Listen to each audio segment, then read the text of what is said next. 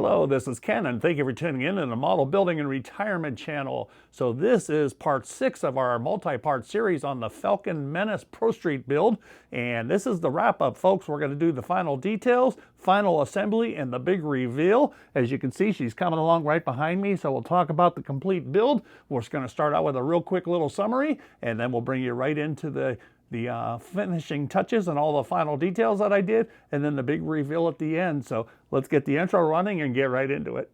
Come on in, pull up a chair. Got plastic dreams and chrome everywhere. Model building and retirement, turning memories into scale.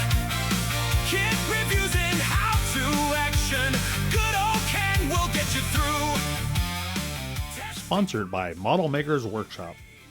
Need parts for your next model project? Model Makers Workshop has you covered with the best aftermarket accessories around. And by Gaahleri, your one-stop shopping for all your airbrush needs. Okay, so we're back. So before we get into the final stages of assembly and some of the final details I do and the big reveal, I thought we'd just recap a little bit of what has been done to the vehicle so far, and I will have all the parts 1 through 6 in the description of this video, so you can go back and look at each detail as you went to. But we started out in part 1 with a kit bash. So we started with the AMT Falcon Ranchero model, and I decided I wanted to do a Pro Street out of that. So I picked the 66 Nova chassis and kind of kit bashed the two of them together. At least that's what I started out with in my mind. Then what I did is I gave a full explanation of the build, including the paint scheme and the basic look that I was after. And I used ChatGPT to help me do a rendering of the car. And I was blown away with what it came up with, because it pretty much captured exactly what I wanted, but it added and embellished a little bit because I gave the car the name Menace, but it on its own decided to come up with the actual graphics for the car. So I thought that was really cool, really excited. I didn't have that vision exactly, so that enabled me to have a path to build toward now. So what was in my mind, and now I had an actual rendering to go with. So next, what came up with is to get those two kits bashed together, I had to do a lot of cut up on the car. So on the Falcon, I started out by cutting out the entire bed because I was going to have to do big tubbed wheel wells and fit that other chassis into the car. So couldn't do any of that with the existing body and bed liner in there. So I had to cut all that out. And then I also cut up and dissected the interior because it came with a molded in bench seat.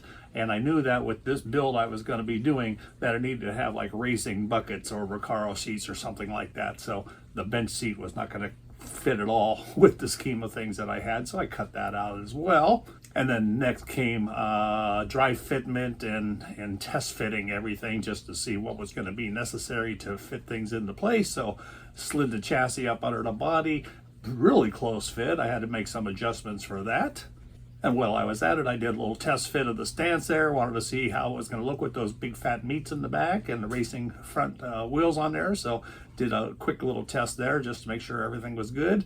So I had that in mind and kept that in mind during my entire fab process. And then finally, I made a complete new bed liner for the top of the car because I kind of hacked up what I was working with. Probably could have done a better job there, but my best way to recover out of that mess was to just totally fab and scratch build a new top bed liner with the tubs, and you'll never know.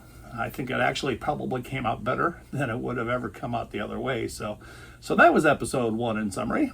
And then in part 2 of the series, we painted and assembled the 3D printed Allison twin cam engine from Model Makers Workshop. Beautiful looking engine. I wanted something really radical since this thing was going to have a flip nose on it and that engine was going to be fully exposed.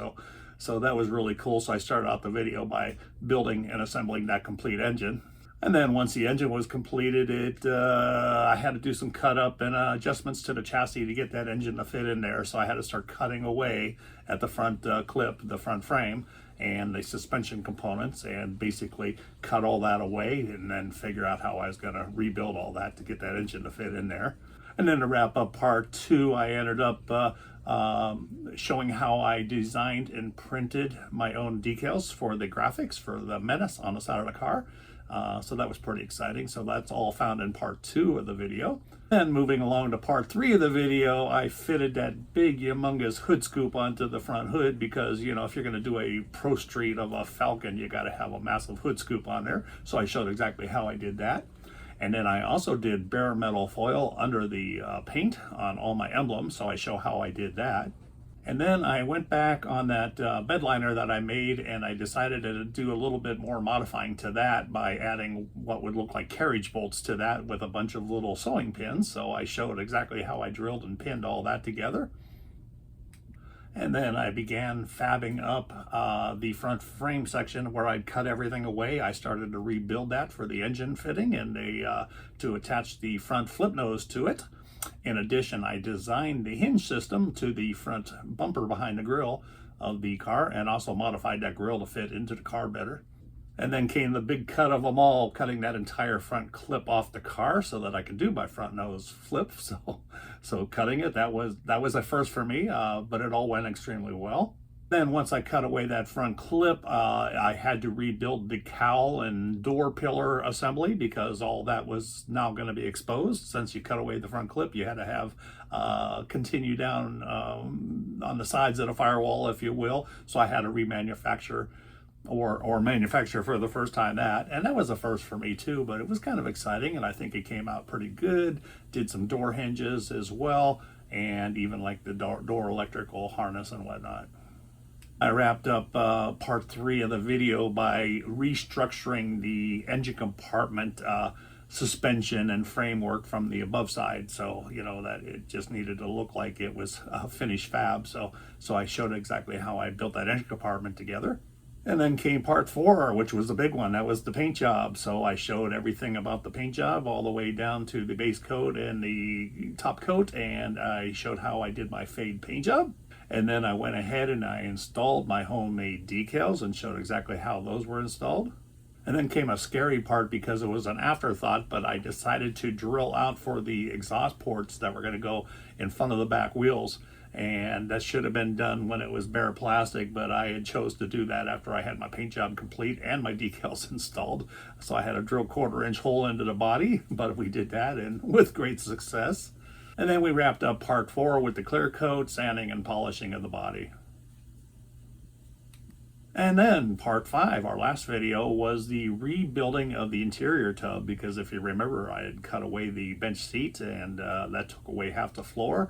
Plus I had to get the contours of the transmission tunnel to fit the Nova chassis. So I totally rebuilt that from scratch. And then I went on to show exactly how I rebuilt the interior with some Recaro 3D printed bucket seats and some racing harnesses and the paint scheme and all that, put it all together, and I showed the full assembly of that. So that brings us up to this video, which is going to be the final details and the final fabrication and the big reveal. So let's get into that. Okay, so working on the Falcon here, and I've got a little MSD Ignition box here. So I've already painted it red, but I want to highlight the top of it in silver. So what I'm going to do is I'm going to take a popsicle stick and I'm going to wet it down with my acrylic marker. Okay, so just going to wet down this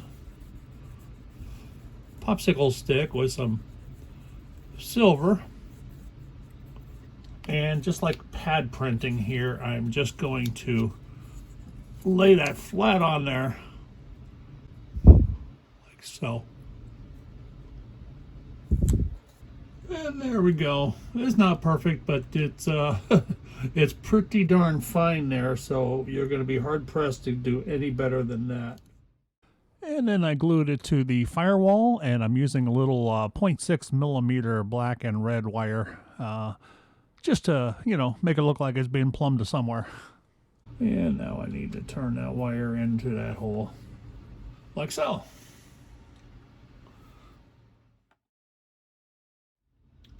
So being that the engine compartment on the Falcon is going to be wide open when it's tilted up, I thought I'd really geek out and detail it out there. So Model Maker's Workshop sells these little Optima batteries, 3D resin, and they also sell separately the little 3D printed battery terminals.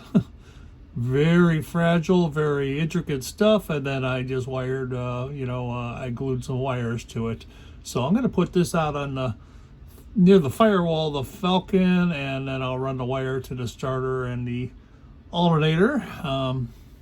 Just have it looking good because we already got the MSD Ignition there too, so just a little bit, the more stuff the better. Okay, so I'm working on the engine compartment here, and I'm sure you could probably get these 3D printed from somebody. I don't know, I haven't checked. But if I wanted them, I couldn't have got it quick enough anyways.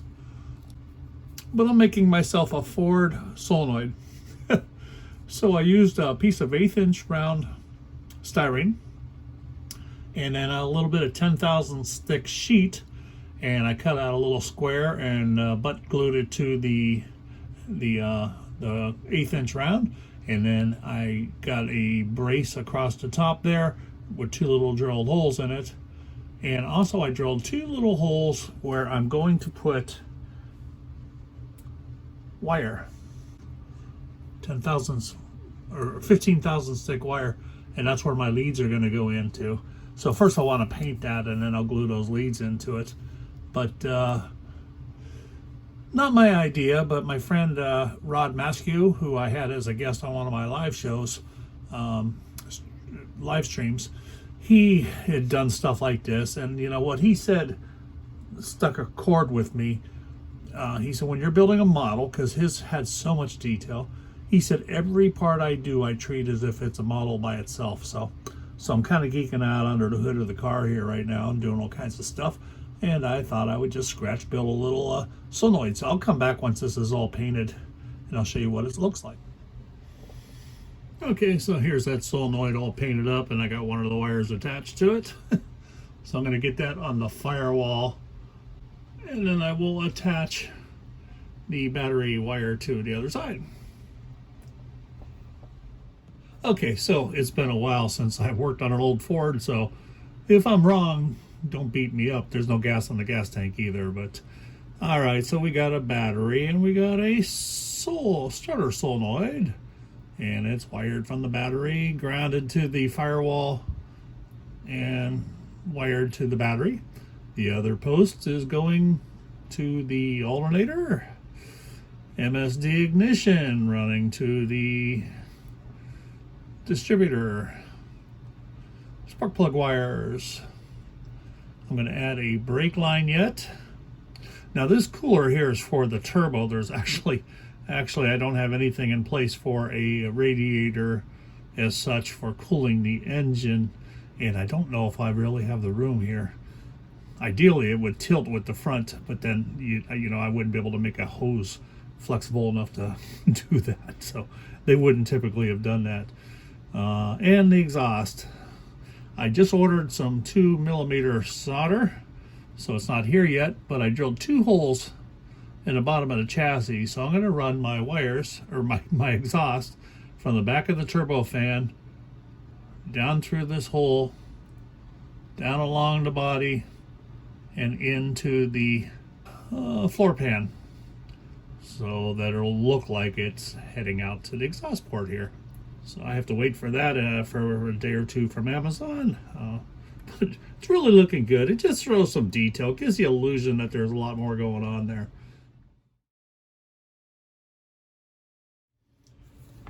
Alright, so these drag slicks, look how shiny they are. They don't look real, they don't look used or anything. So this is not anything new here, but I found a socket. Like I have these little sockets that go on my drill, and this one happens to be the biggest one, and it just happens to fit inside that slick pretty well. So I got a piece of emery cloth here, and I'm just gonna run the drill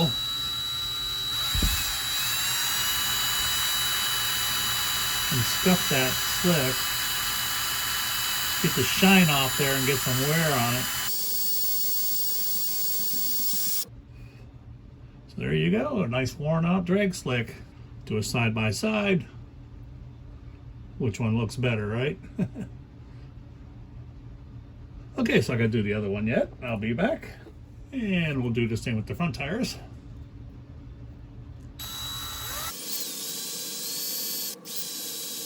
And once again, you can just see the difference. It looks much more realistic.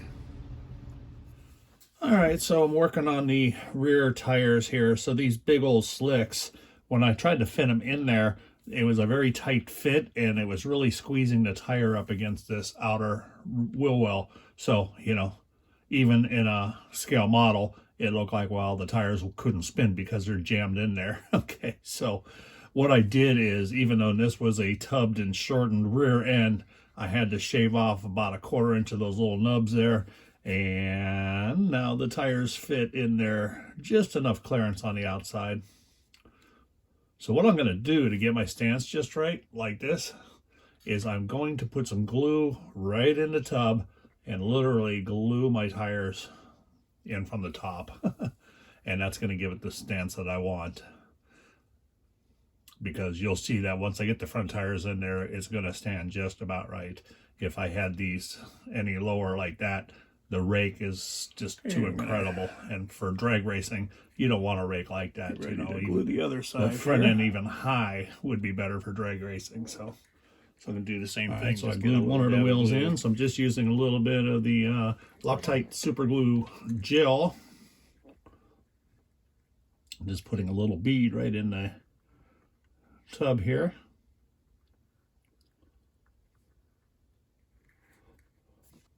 Set that tire down in there.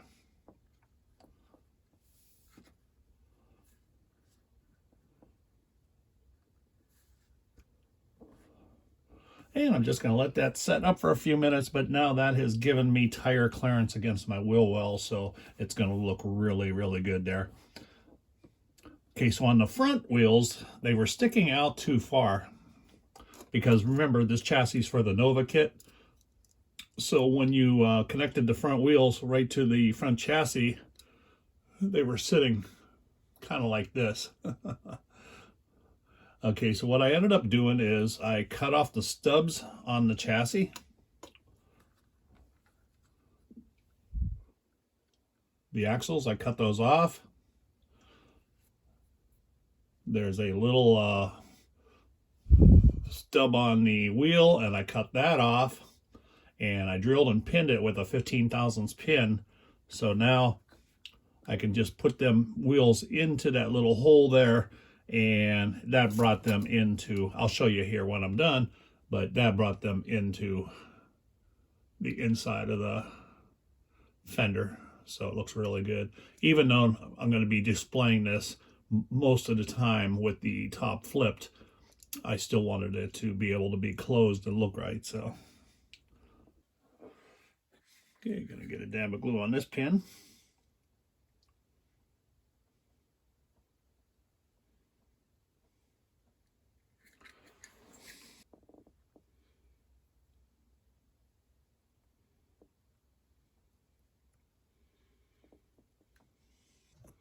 Okay, same thing. I'm gonna hold that wheel till it sets.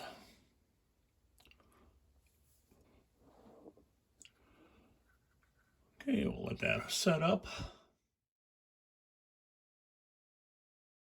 Okay, so next we're moving on to the taillights, and they are found on the chrome tree. So I am using some Tamiya clear red and a little detail brush and just kind of carefully painting them into the center of the taillight and leaving the outside chrome trim in place.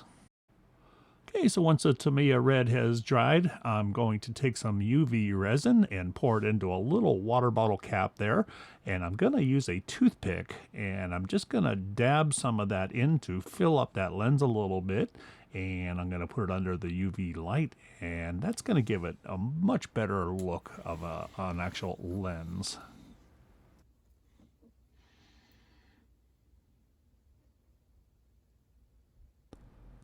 So I put the UV light on there for about 60 seconds. For you, it's just a fraction of a second.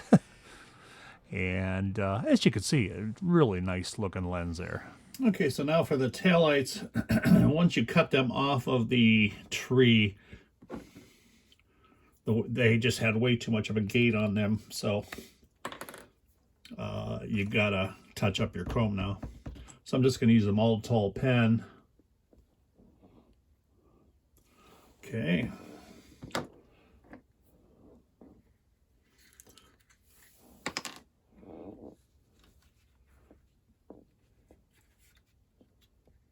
Just going to take a dot of my super glue.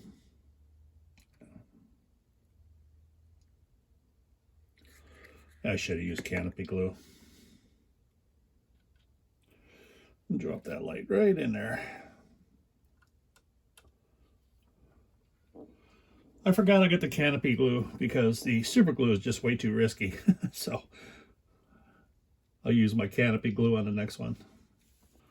Okay, so I'm going to use my canopy glue for my other tail light. Get a little dot in there. Yeah, a little bit more than a dot.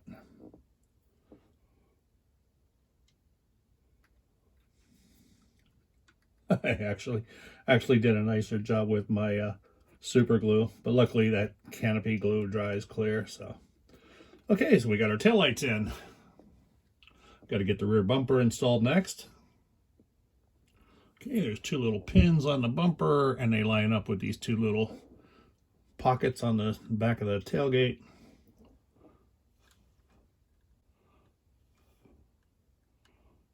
Which is nice. I like positive fitment. Okay, that looks good.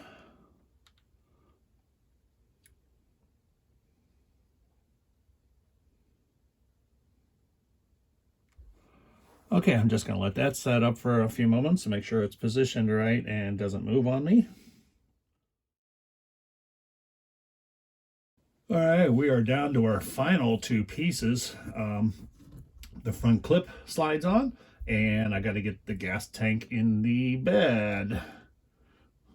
So this is never going to be glued because I want it to be removable. So I have my little sliding pins here on my front bumper.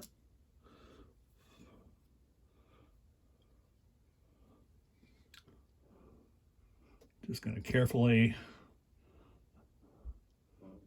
try to get this on camera for you. Hold on. You're probably not going to see me pin that on, but I have two holes in the front of the chassis. There you go. Now I can shut it. It's a little finicky.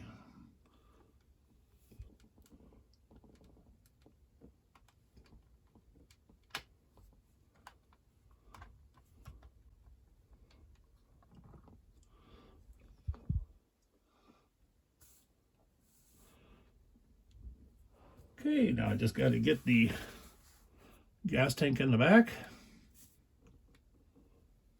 And we'll be back. Okay, so for my very final piece before the big reveal is the gas tank. And I'm just going to put a little dot of canopy glue on either side of the legs.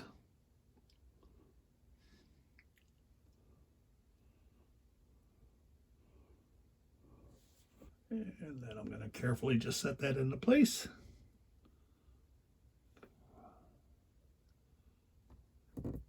Okay, I'm going to let that just set up, and then we'll be ready for the big reveal.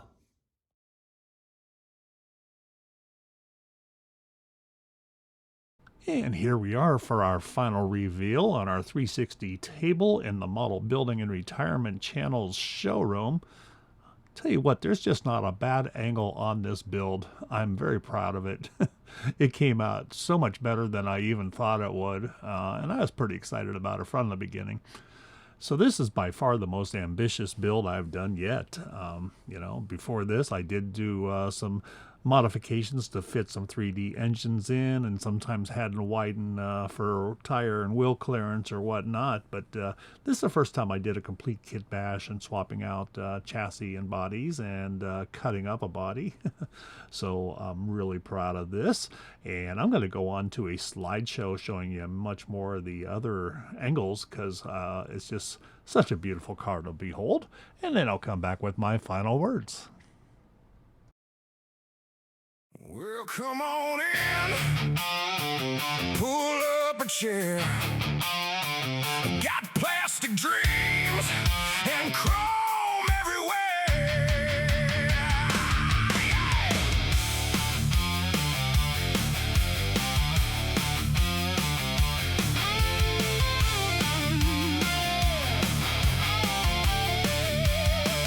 Got a box on the bench and glue on my hands, building little hot rods, making big time plans. From a 69 Chevelle to a Galaxy ride, got the hobby fire burning deep inside. Model building in retirement, turning memories into scale. How the tips and kit reviews, good old Ken will get you through. Yeah, we're building, model building in retirement. Let's hit the work, bench and roll.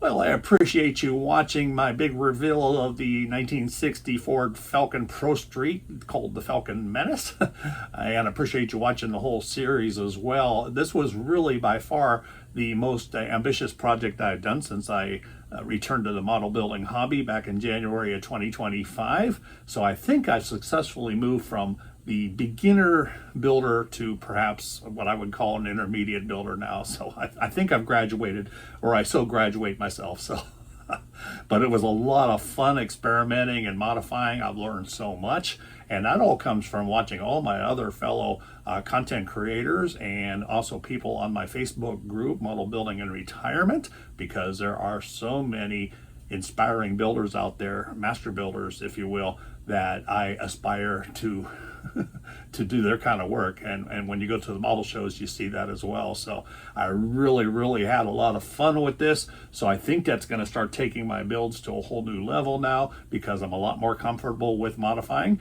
and I think it's a lot more fun. It does slow down the builds, because I think last year, I think I did like 28 builds, if I'm not mistaken.